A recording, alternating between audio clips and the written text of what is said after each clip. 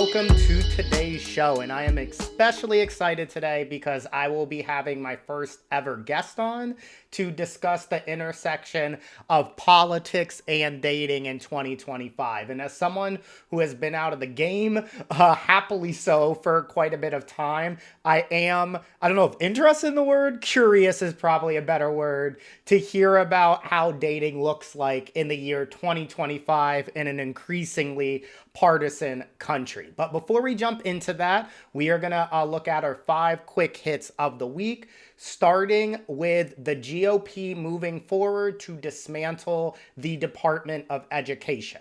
So Trump has signed an executive order this week to all but gut the department.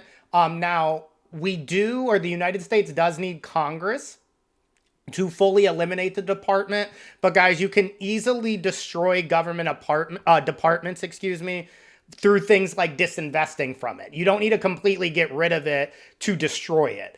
And that is Republican tactic 101, right? Disinvest from something, then point to it, say, look, it's failing, and then use that to completely get rid of it. They've actually been doing that for public schools for years, constantly disinvesting in it, pointing to it, saying, look, it's failing, and then using that as a reason to, basically critique public schools. Now, they have already made a plan to cut half of the staff, so that's around 1,300 people. And it's still going to exist, guys, as a body, like I said, but it's not going to be able to operate as efficiently. And I ultimately see this being as a tactic to push it to failure and try to close the department. Now, I'm going to play a clip here. This is our president, Donald Trump, taking a jab at Baltimore City schools. So I'm going to play this clip, and then I'm going to reflect afterwards. In Baltimore, 40% of the high schools have 0 students who can do basic mathematics. Not even the very simplest of mathematics. I said, give me your definition of basic. And they're talking about like adding a few numbers together. Firstly, I would not encourage Trump to go down a route of mathematics and discussing ability to do math.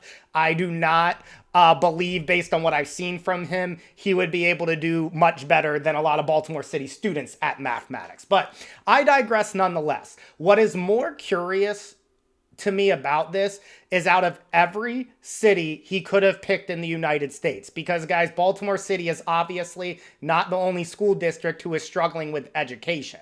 But Baltimore is actually set in Maryland, which is a blue state, which is in the top 5 for education in the United States.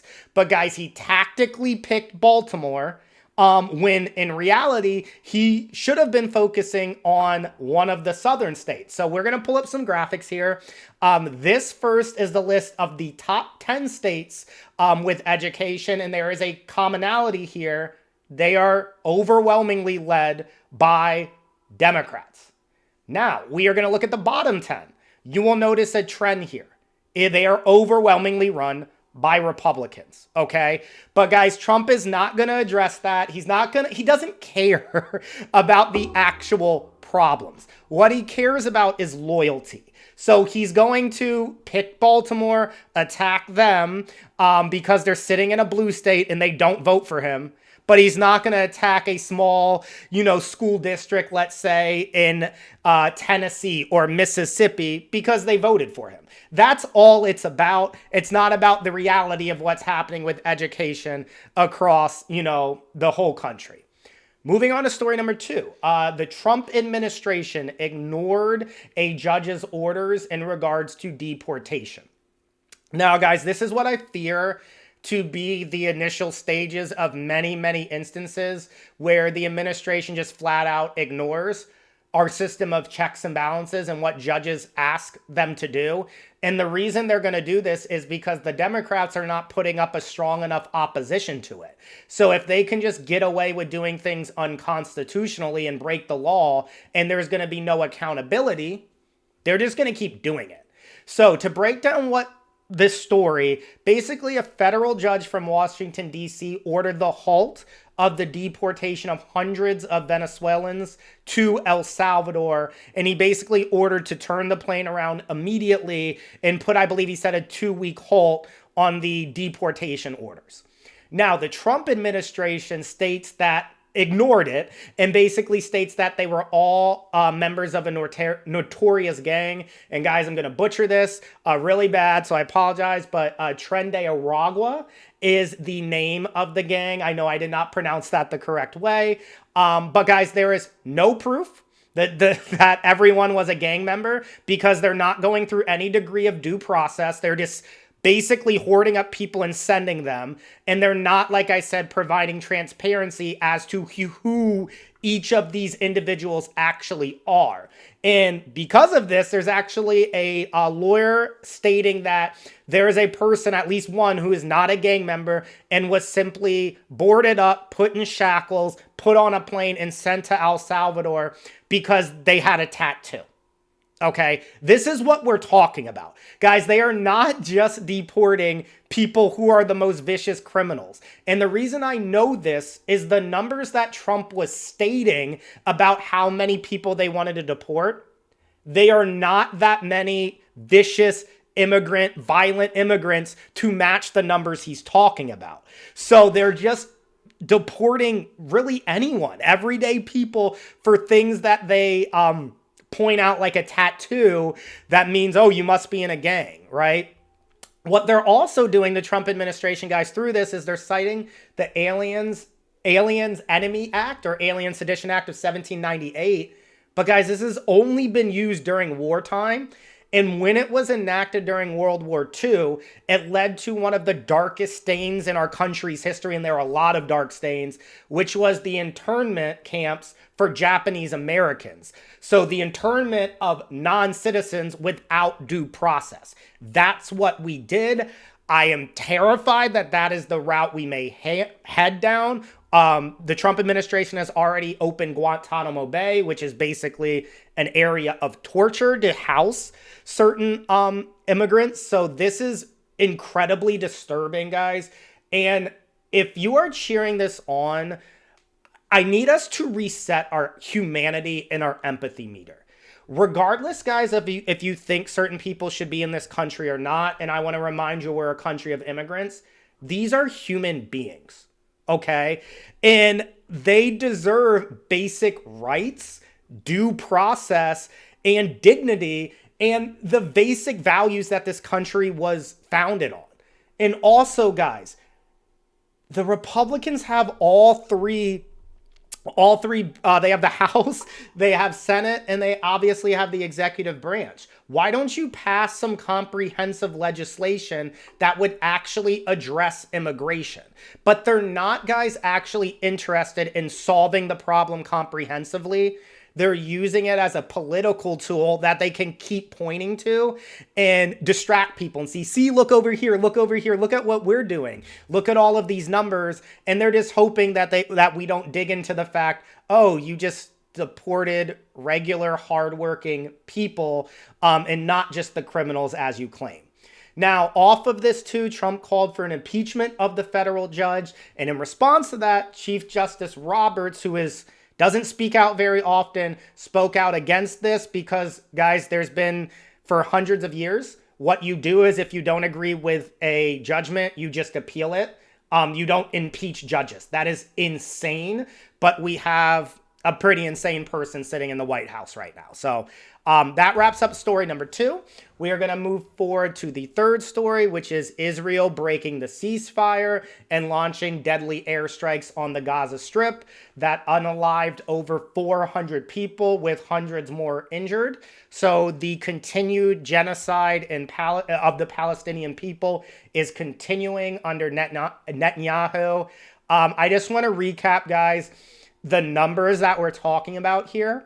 So the initial and tragic Hamas attack, I don't want to minimize. I feel like when you say one thing is bad and the other one's not as bad, you're saying that like, oh, this is fine. No, I am not saying the initial attack on October 7th was fine, but it claimed the lives of 1,200 people approximately, and 250 Israelis were taken captive, right?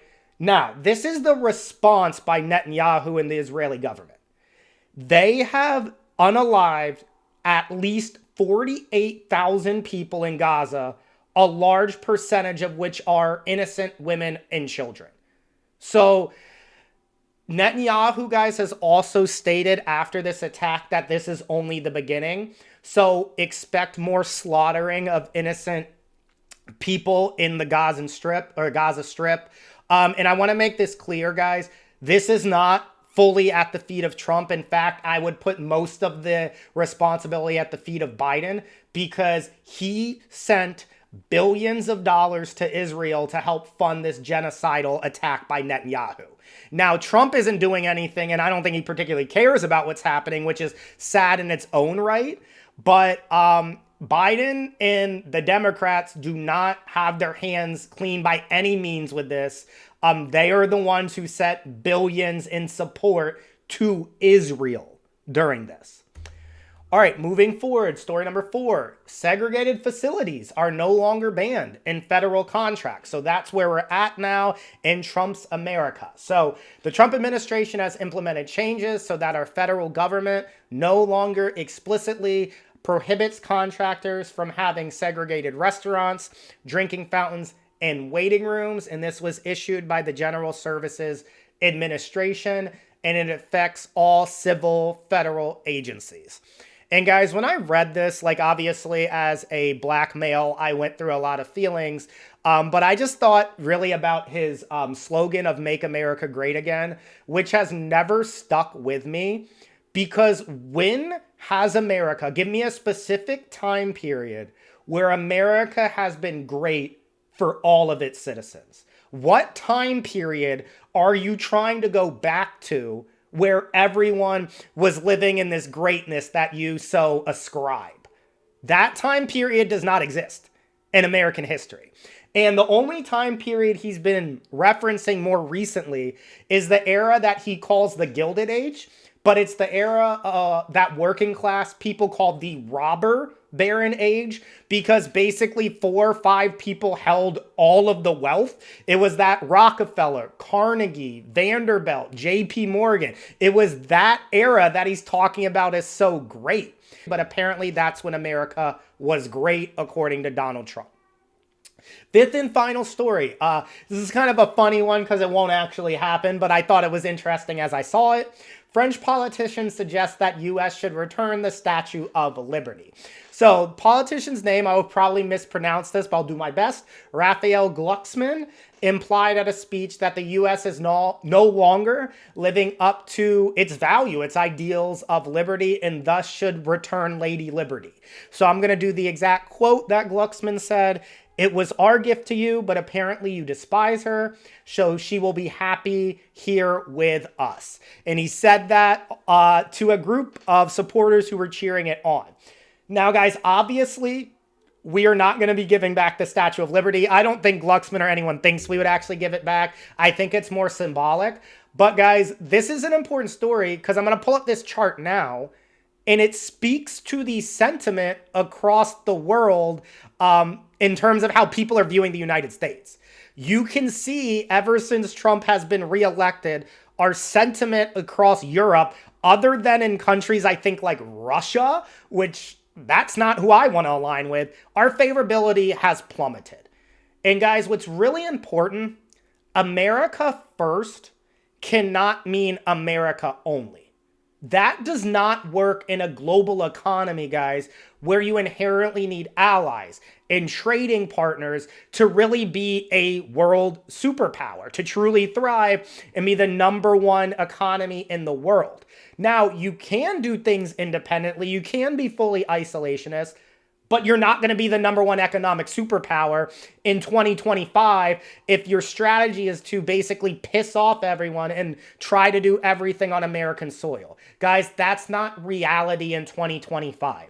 We cannot produce all the raw materials we need. We don't have the agricultural land to fully, plant all the crops we need. Different things like that. We need other countries. We need allies. Not to mention in wartime, we would need certain allies depending on the situation. Natural disaster support, right? We need to be able to call on other countries, but this administration is greatly fracturing our allies that our relationship with allies that we've had for decades, if not hundreds of years. So that wraps up, guys, our 5 stories of the week, our quick hits, and now we're going to transition over to our discussion about dating and politics. In this episode, we will be talking a little bit of dating, and you may be asking, like, why this seems weird for this podcast about politics. But we are really at a unique point in time where the politics of young people, so really 18 to 29 or 18 to 34, is more divided than it has been in recent memory. And you can actually see that from this graph that we have the largest kind of political gap or partisan gap in recent history. And this to me is particularly troubling because I know that many people, and rightfully so, we're going to discuss this a little bit, in many cases refuse to date outside of their political ideology or certain political identities, or at least have certain limitations. So I think that also may be contributing to this next graphic, which shows that young people in this country disproportionately are feeling lonelier and have certain mental health issues than ever before. And we are lacking a little bit the ability to connect. And yes, that extends to dating. So with all of that said, I look forward, and I'm going to right now introduce Heather, one of my dearest friends. How are you doing today, Heather? Oh, good. It's a lovely sunny day outside. So, there's some joy in the world. If you pay attention to the weather, it's a great day, right? Other things, Yeah. but the weather it is beautiful. Yeah. And I do think I don't know if that. you are this way as well, but when springtime hits, my mood completely shifts. Oh, yeah. Yeah. Yeah. For sure.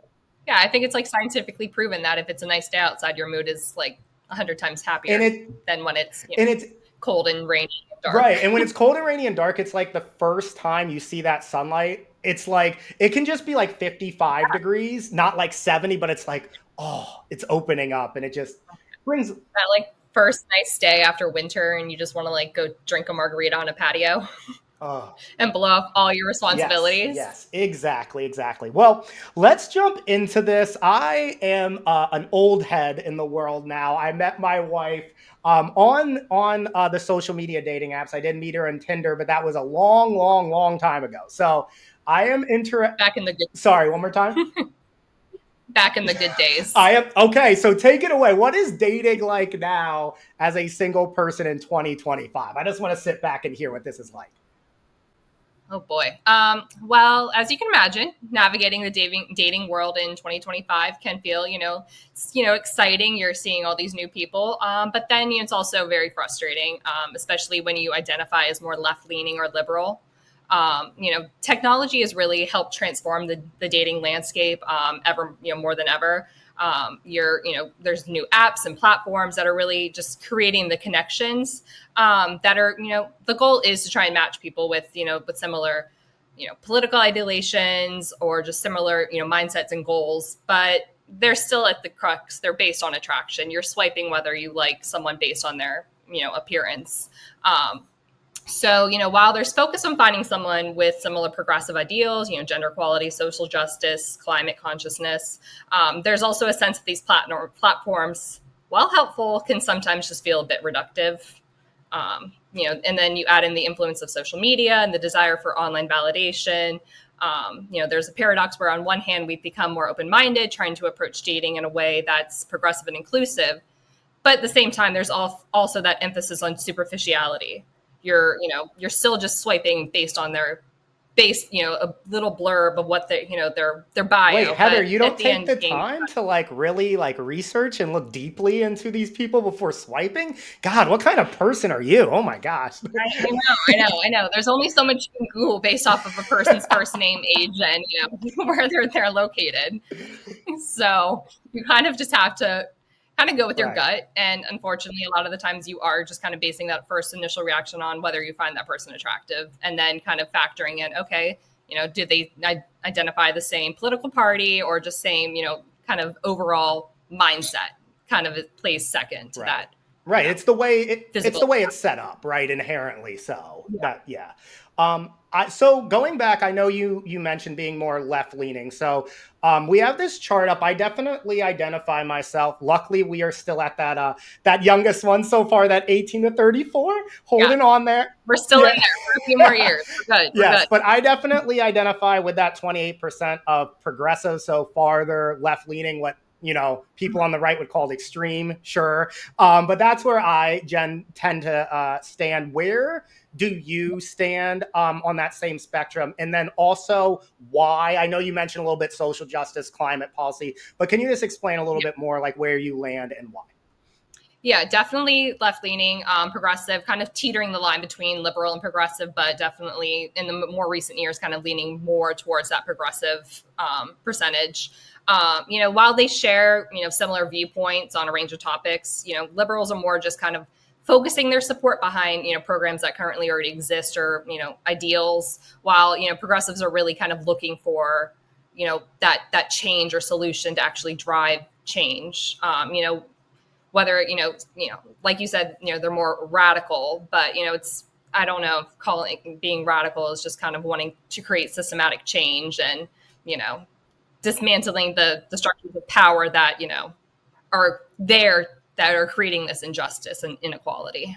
Yeah, I also think a lot of like what's interesting to me, and I'm gonna actually get into this in an episode that's gonna air before this about like why I am a progressive. But a lot of what they call extreme is we are extreme. We're the only country who doesn't do like universal care, like paid family leave. So it's really it's an interesting perspective to me because to their credit, I think the Republicans do a very good job of messaging. This is like a big theme in this podcast is like they're good at it and they convince people of things that are not reality, including like, universal healthcare is extreme when we're the only developed country who doesn't do it.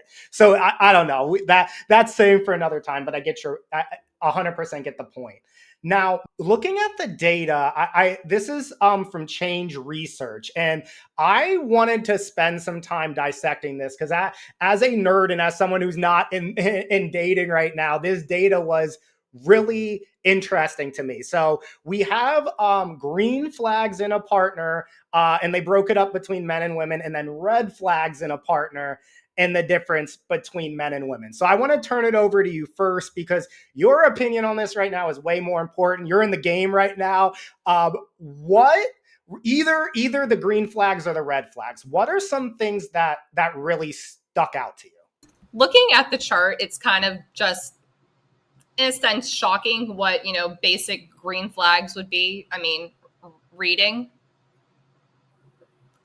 I think reading is very good for the brain and exercising that muscle. And so yeah, To be fair with the reading though, most people like it was only a very small percentage who didn't say that was a yeah, green yeah, flag. It was 95 that's true. to That's 90. true. So So we're good yeah. there. But having green flags in a partner, they have no hobbies, is ranked at the bottom, while red flags in a partner, they have no hobbies, is ranked very high for the red flags. So yes, having So hobbies that is definitely a red flag. Yeah, I think I want to like pull your attention. One of the ones that stuck out to me, for instance, is kind of towards the bottom of the green flags, which was they listen to Joe Rogan, and the gaps are interesting to me, right? So for what do you think as a woman if a male listens to Joe Rogan and why? I think a lot of times like when I'm deep in the political like sewage now. So I see a lot of people talking about this, but they're not really explaining like why well enough, I feel like. So what would you think about that? Yeah, it instantly, anyone who, relies on Joe Rogan for any sort of information is just immediately like concerning to me, just because granted, I have not listened to Joe Rogan by choice, just because I feel his podcast is just it's just dismissal of feminism, extreme toxic masculinity, just spreading conspiracy theories. There's just this overemphasis on alpha mentality and talking about dominance and how alpha behavior, and that just encourages an unhealthy mindset. And based on his viewership and especially with the younger generations, and a lot of younger men, college age men, are turning to him as kind of their news source for how they should approach the world, and just kind of how they oh well, this is what Joe Rogan says, so clearly I should also just now be disrespectful toward women, and So what I'm agree with his dismissive views. right. So what I'm hearing a lot is like the concern of like hearing talking points on those kind of talk shows. Joe Rogan isn't the only one who kind of fits into that sphere. No, And no, then you just parrot that talking point. Because right yeah, now, I unfortunately listen to Joe Rogan a little bit just for the like podcast part, like to understand what's going on. But if you are listening and thinking that's, I don't know, taking that yeah, and ascribing that to the actual yeah. dating. If you're taking that as like Bible, or just your source of how you should approach relationships, and just really anything, it's just a little alarming. Right. And then another one that I see kind of right above that is they don't care about politics. So that's another one that has a huge gap. So once again, throwing it to you, what do you generally do you fit in with that minority who thinks someone who doesn't talk about politics is a good thing, or are you in the 93% who would, maybe not consider it a red flag, but at least not a green flag? I think if you don't have to talk about politics, you are very privileged, meaning that the things that are happening around you do not impact you. I would Whether it be, go ahead. I would even add it's not just like your privilege. I also would add there's like a little lack of understanding of how the systems do impact you, because I think Yeah. they impact everyone, but some people it like impacts less so to the point where they feel like it doesn't because they're already set off, they're already wealthy enough or insulated enough Yeah, that exactly. they're protected. Yeah. Sorry, I didn't They're mean in a to. community. No. They're, like exactly, they're in a, a community or an area of their life where, sure, things around them may be happening, but they're not seeing the direct impacts of, these policy changes or what's actually happening in the world. They may be aware of it, but they don't feel the need to, really do anything about it or make it a focal point in their, day-to-day life. Yeah, and I think this is like my stance, and I don't mean to put words in your mouth, but like see if you agree. I think it's like a level of empathy and like understanding too. Like I often feel like checking out of like politics is checking out of like segments of society that are the most at risk when you don't participate. So Oh yeah, this country lacks empathy in general. I Like, yeah, there's just not an understanding of what people are going through at this point. I, People are just so concerned about their own lives and what's going on to them, right. that it's like, oh, I don't care, I don't know that person, or that doesn't impact me in any way, so who cares if it impacts them and changes their entire life. Right. I think like COVID was one of the most concrete examples of this, like where Mhm. we need to come together collectively and follow the science to like, you historically, I have felt like, and I could be wrong, I'm kind of getting, I am ignorant to the as much American history as I should be. But like historically, I feel like when things like this come around, we kind of gather together and unite as Americans to defeat a common like enemy. But Yes. I think we have gotten so hyper individualistic that yes, now we lack empathy, we lack understanding. It's more like what I want to do, and it's Yeah. not always grounded to in like reality or facts or data. It's more like I Mhm. feel this way, hence I just want to do this thing. Which, Yeah. yeah, It's like, well, I want to go do this, and I don't care if the science is telling me otherwise. I'm fine. I'm healthy. right. I'm just going to go out, without a mask and do what I want. And who cares if there's, repercussions to my actions? Exactly. Yep. So I want to like focus on the green flags kind of overall, and this could be something you pull kind of that's not on the list. But I think if young men are single right now and looking at this, what are some green flags that you look for, whether they are on this list or they're not, that would be up to the top of your list? Maybe like 3 up to 5 things if you want to go that in depth. But what are some, green flags you look for? Yes. So having hobbies or, just kind of a life outside of your, whatever you do professionally, that can be as, simple as, reading, relaxing by playing, a video game, as, I, from time to time, dabble in The Sims, So did I just hear that Heather is okay if someone wants to reach out with the guy playing video games? Did I hear that? Yeah, I mean, as long as Okay. it's not your, entire personality, Okay. it's a fun way to, relax after, a monotonous day at work, working in Excel, and, you need to allow your I like mind how to. you I like how you assume they're working on Excel. Like I mean, I think most people in the corporate world, what do we do? I don't know. Every day I send spreadsheets, emails, and I emails. and I work in spreadsheets and dabble around in Excel, pretending I know what I'm doing. So I think a lot of the people in the corporate world with, more, traditional, office jobs, we're not saving the world. We're working in Excel. So just having, hobbies that you turn to, as long as they're healthy hobbies, reading, exercise, video games, another green flag, which is kind of ironic as I am on social media. I love a man that's not really on social media. Maybe he posts once every year, and, the depths of his social media. I just think it goes to show that they're not really out there looking to be Insta famous, or they're not, looking for, recognition. They're kind of incognito in a sense. They're mysterious. It's like, ooh, what are they doing? Why is their profile picture from 2015? It's like, why it's is like, why is their profile picture Tom from MySpace? What's it's like, wow, was that picture taken on you know, a digital camera at a college party basement, in 2012?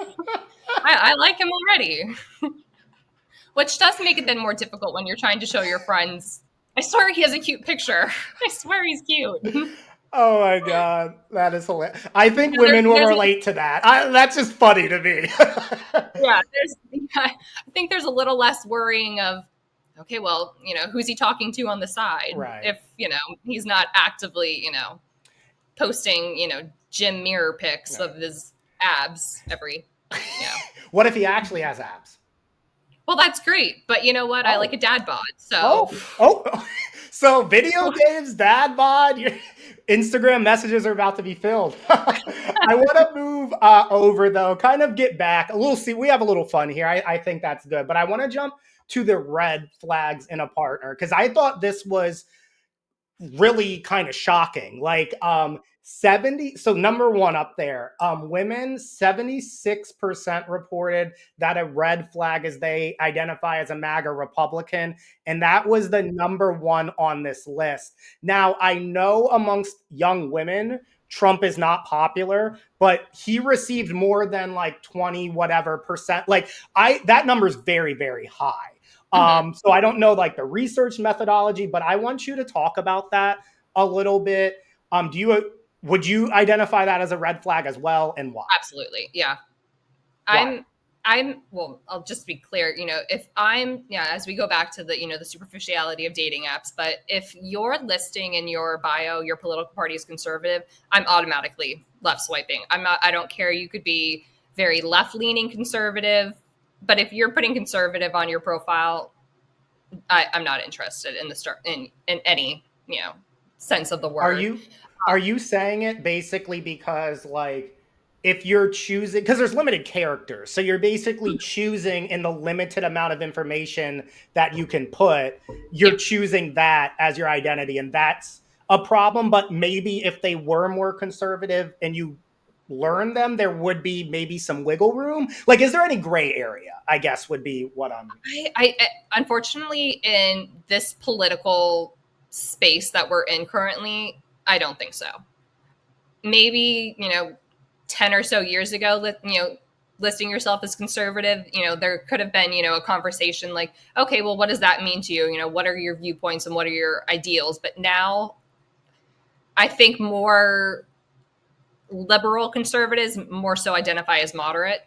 And if you're listing conservative on your openly on your profile, I automatically just assume that you're, MAGA, you support Trump, you support his policies. So at that point, I'm not not interested.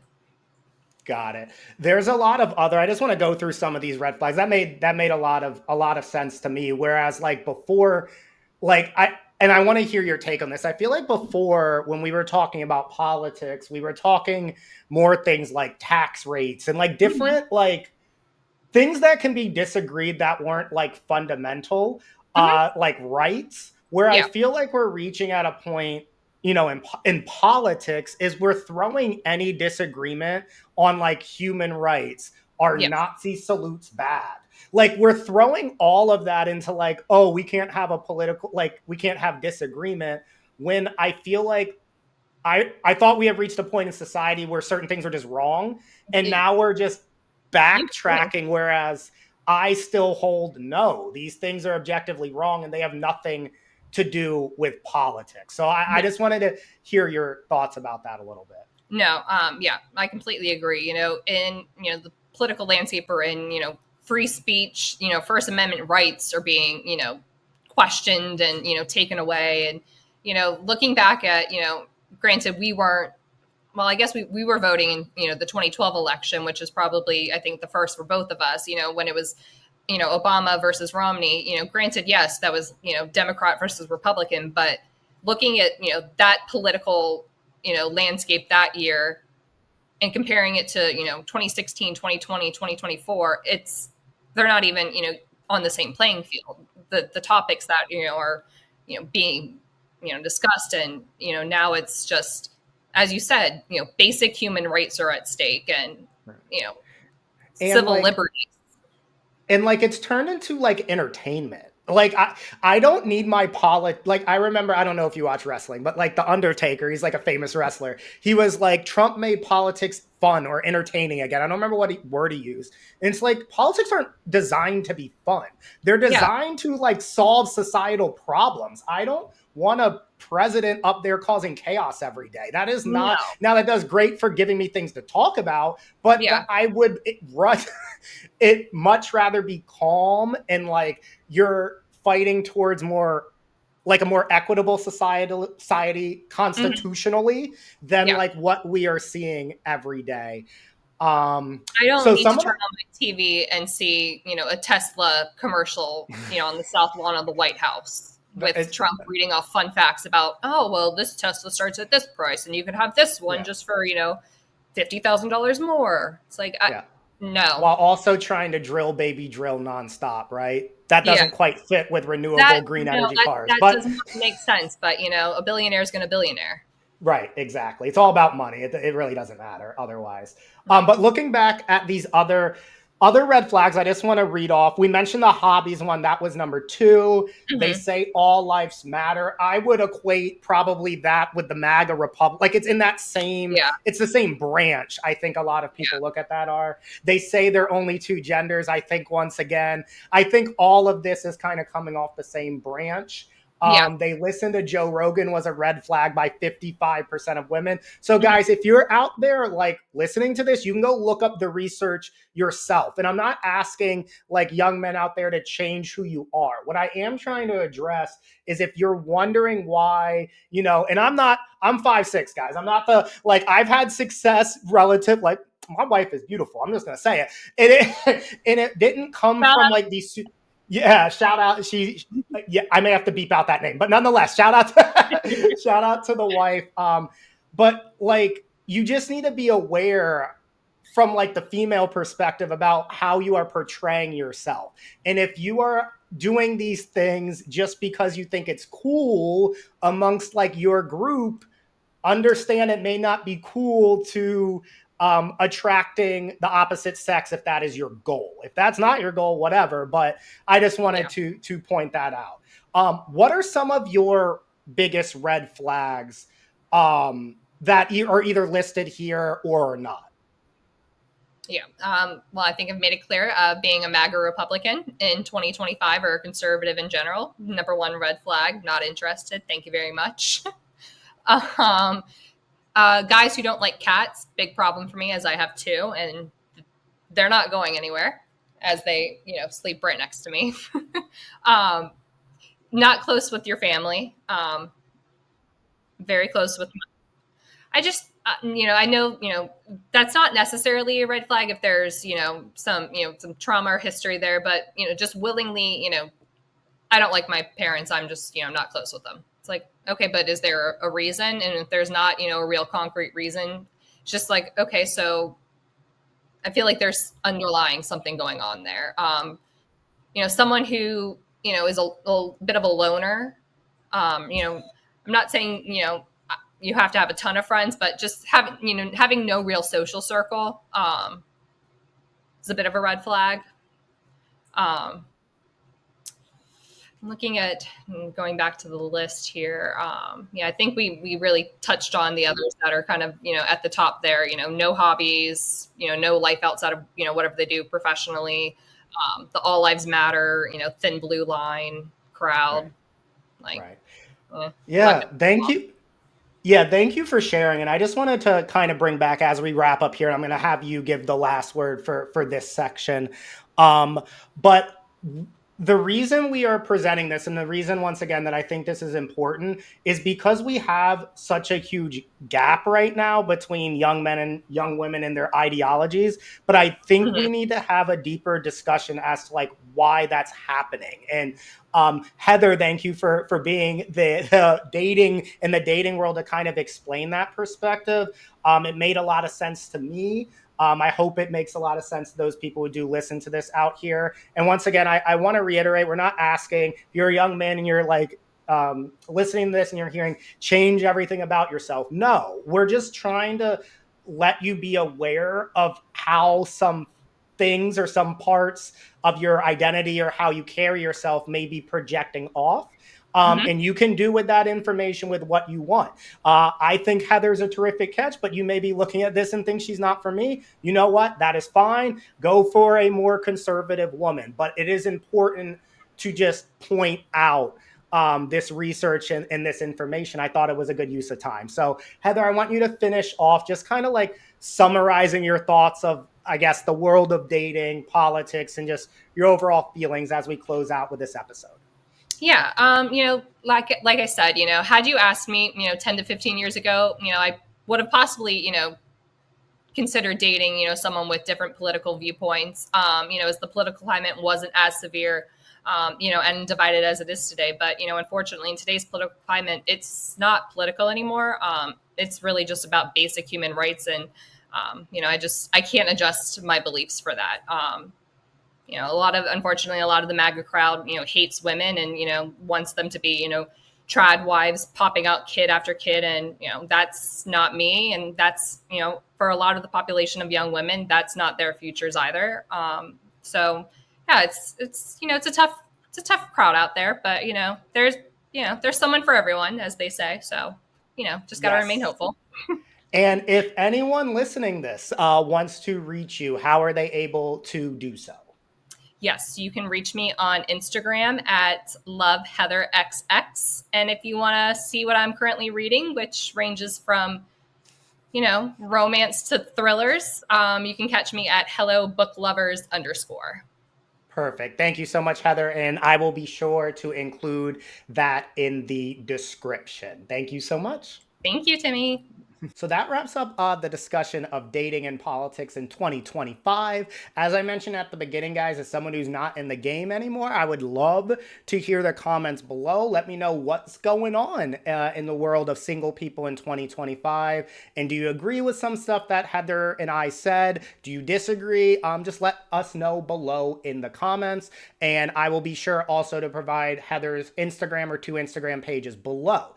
But we need to finish off, as we always do, with our shout out of the week. And my shout out goes to the average American voter. Yes, that is you guys for showing up and speaking your mind at town halls. This is a reminder, guys, too, before I play a few clips. Politicians work for us. It is their job to serve the people, not serve donors. And it is not our role to praise and bow at the feet of our politicians. Okay? It is their job, once again, to serve us. And if they're not doing what they should be doing, it is our responsibility to hold their feet to the fire at all times. So I want to shine a spotlight on two different town halls from my wonderful state of Maryland. I may be a little biased there.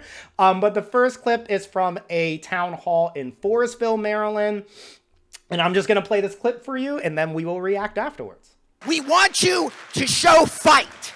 And you are not fighting. It's not that you're in the minority. It's that you aren't even working together on a shared strategy. And that is failure.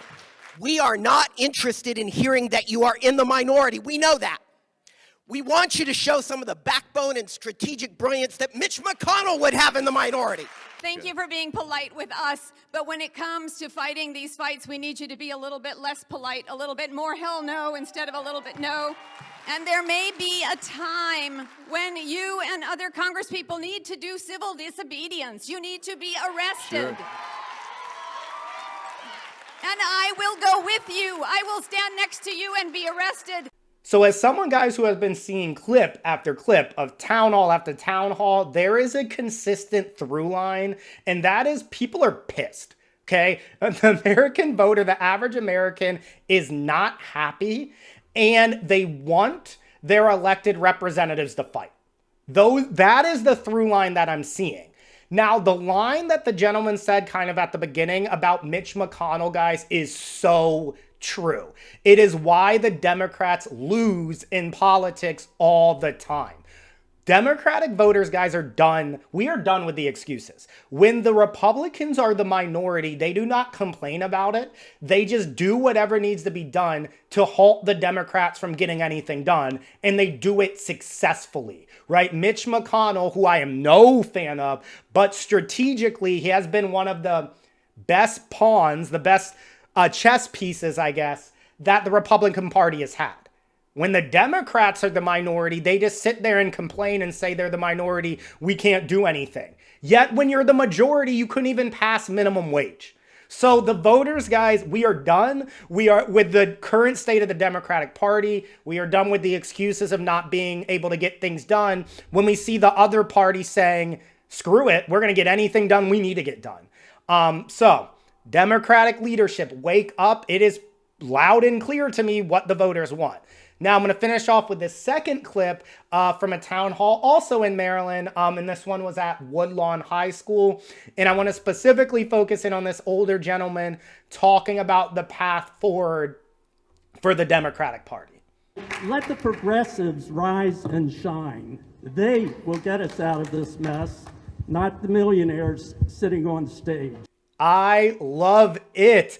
Shout out to this gentleman. I do not know his name, but I 100% agree, guys. The progressive flank, the progressive caucus, the progressive wing of the Democrats is clearly the way forward. It is evident in voting. It is evident in Bernie Sanders' oligarchy tour, which, by the way, in Tempe, Arizona, just turned out 15,000 people with him in AOC with very little marketing. So it is very clear that the Democratic strategy should be progressive policy. If they rebrand themselves as the Progressive Party and they stop kowtowing to corporate donors and stop acting confused as like, oh, why are people so upset with us? We want you to get things done. The progressives are the ones that are fighting. So if you're not going to step behind them, then we want you basically to step out of the way. But shout out to every citizen showing up at these town halls, guys, whether it is a Democrat-led town hall or a Republican-led town hall. We need to show up, we need to speak our voices, and we deserve to be heard because, once again, politicians serve us, not the other way around. So that fully concludes, guys, this episode on the intersection of politics and dating. Please feel free, or please do, like, comment, share, subscribe, all of that stuff below. And until Wednesday, this was TJacks Unpacks. See you guys.